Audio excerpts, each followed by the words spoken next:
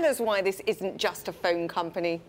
Well, it's really an integrated ecosystem company, if you think about it, between phones and iPads and all of the hardware. But then the other piece that we really like about it has been the services side. Yes. So services being about 10–11% of sales, but it's a piece that's growing in really high double-digit rates, very nice double-digit rates. I love the way you describe this as well. You talk about it like an annuity, a repeat business if they can grow it to a greater extent. Where is that going in terms of proportion of the business? Because, you know, I've got a chart here, G#BTV1147, and it illustrates quite cleanly right now the dependence on the iPhone as a proportion of revenues. We're talking, what, some 70%? Yeah, it is, but the services piece is really going to be what's going to be the next leg. We think of it as less of a hardware company and really more of a services company, and that services really is an annuity. It's part of monetizing the customer in a way, whether it's through apps or how they integrate or interact with their device, that really is going to drive that stickiness that the customer stays with the company.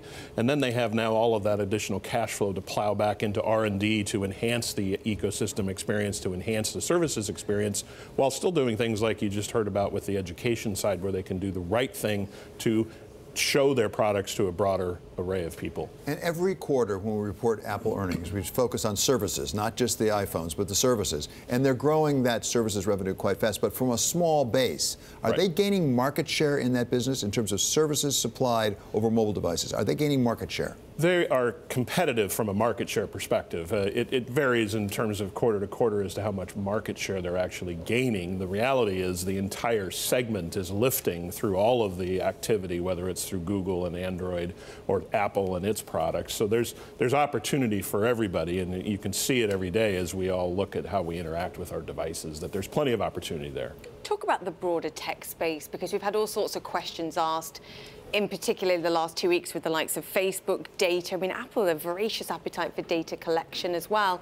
Is there going to be some response, do you think, at the political level for all of these people in protecting that better? And will that impact the business? Well, I think that's only natural when you have these sorts of issues, if you will, that there's going to be some regulatory oversight. And we've been long-time owners of Microsoft, and they went through a period of time in the 2000s where they were the target for everybody, and now, right now, they're very much off of people's radar.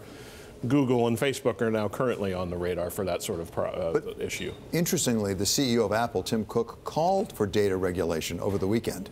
Do you agree with him? Yeah, I think it's the right thing to do, and you need to have some protections around data. You can't be out there making promises that your data is fine and go ahead and interact as much as you want because we'll protect you. Sometimes companies need a little help in that regard.